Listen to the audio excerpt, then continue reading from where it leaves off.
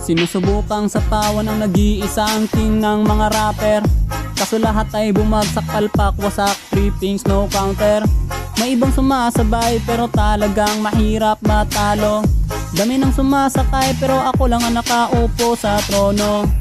Bloodstrike o PUBG, ML o Call of Duty, wala tong pinipili. Kahit pa 1v20, ako ang nasa tuktok ng rappers dito sa TikTok. Di nyo to matatrash talk, no choice kundi magmukmok. Kahit sino pa na makata ng TikTok ang ipakita, masyado nang halata.